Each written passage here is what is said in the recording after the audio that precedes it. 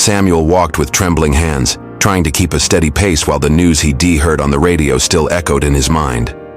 The company where he worked had gone bankrupt. His savings would barely last a week, and his sick mother was waiting for him at home. Yet in the dust stirred by his footsteps, he felt a soft whisper, almost imperceptible. "Do not fear. I am with you."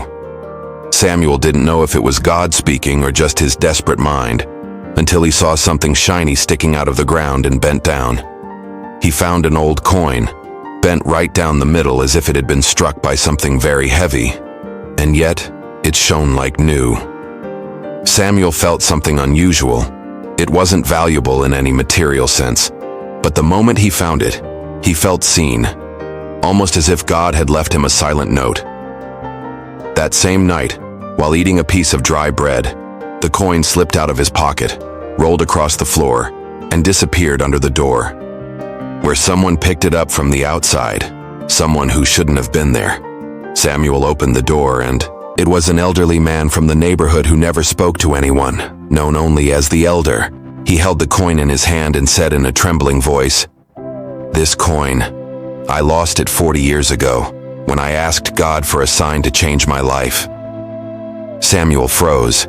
How was that possible? The elder explained that the coin had been his memory of faith, the way God had shown him he could still be restored, and now the coin had found its way to Samuel. "If God left this for you," the old man said, "it means something big is coming." That sentence vibrated through the room, and then suddenly, the phone rang. It was a call that would change everything. The doctor's voice was direct. Samuel's mother's health had worsened, and they needed an expensive medication immediately. Samuel felt his world falling apart. He looked toward the sky and silently cried out, "God, I can't take this anymore." When he hung up, he touched the bent coin he had recovered earlier, and a thought pierced his heart. "Even when you see no way out, I open windows." But how? He had no money, no job, no strength left. Still, something inside urged him, "Go to church tonight." And when he arrived, the pastor was saying a phrase that felt directed only at him. It sent chills down his spine. The pastor, unaware of Samuel's situation, was preaching about Elisha and the widow who had nothing but a little oil. "God doesn't ask you for what you don't have," he said. "He only asks for the little you do have, so he can open something you can't yet imagine." Samuel felt his heart burn. All he had in his pocket was the bent coin. Without fully understanding why, he felt compelled to offer it symbolically. When he did, a woman in the congregation stopped him before he returned to his seat. She said, "God just told me to help you. What do you need, son?"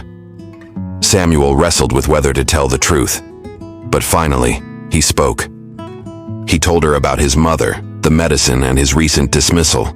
The woman didn't hesitate. She opened her purse, took out an envelope, and handed it to him. "God already knew, which is why he prepared me." Inside the envelope was exactly the amount he needed, not more, not less, exactly. Samuel wept like a child. And when he left the church with the medicine in his hand, he received a message from an unknown number. "Please call me. I have a proposal for you." The proposal came from someone who had heard about him long before they met. The message was from a former schoolmate Samuel hadn't spoken to in years. He had seen a Bible verse Samuel posted weeks earlier, and had been so moved by it that he looked him up. Now he ran a small company and needed a trustworthy person for a new project. Samuel agreed to meet. But when he arrived at the office, he discovered the project was not only big, it required someone with experience in the exact same field he had worked in before being laid off. It was the perfect opportunity. But there was a serious problem, one that could cost him everything. His former classmate showed him the documents, and among them was the name of Samuel's old company, along with a report that blamed him for the errors that had led to its closure. If he accepted the job, he would have to prove he wasn't guilty. His heart pounded. He could lose the opportunity, his reputation, everything. Then he remembered the bent coin and the phrase, "Even when you see no way out, I open windows."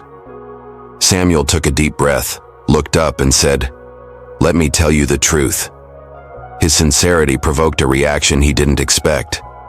Upon hearing the whole story, His former classmate hit the table firmly and said, "I knew it. I've known your character since we were kids. You would never do something like that."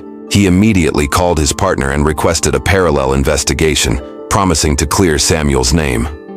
But the best part came afterward. "Brother, I want you to know God protected you. If you had stayed there, you would have gone down with them.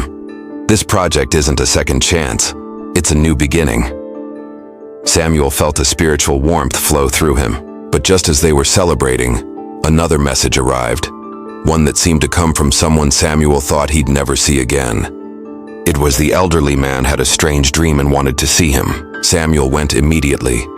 When he arrived, the old man handed him another coin, identical to the first, but perfectly straight. He said, "God showed me that the first coin represents your marked past, but this one represents your restored future. God is lifting you up, son, and what's coming will be greater." That night, Samuel knelt in his room and saw everything clearly. God had orchestrated every detail, even the ones that seemed insignificant. That was the day he understood that when one door closes, God doesn't just open a window. Sometimes he tears down entire walls. If there's anything this story shows us, it's that God doesn't improvise. You and I do. We cry, we worry, we think it's all over. But God is behind the curtain, pulling strings you don't even see. Look at Samuel. What he saw as loss, God saw as redirection. What he saw as shame, God turned into a platform. What he thought was just a coin lying in the dust, God used as a prophetic key to open doors he never imagined. Do you know what this means? That in your life too, there are details that seem insignificant, but God is using them as pieces of a divine puzzle. Sometimes God uses an unexpected conversation. Sometimes he uses a person you never saw coming. Sometimes he uses your darkest moment to ignite the greatest light. Listen to me. What hurts you today, God will use to lift you up. What you lack today, God will provide. What is being closed to you today, God will open in a supernatural way. The key isn't understanding. The key is staying. Faith doesn't always explain, but it always sustains.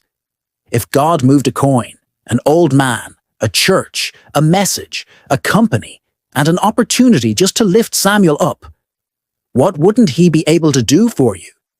Don't give up. Don't let go. Don't doubt. Your story isn't over. God is just turning the first page.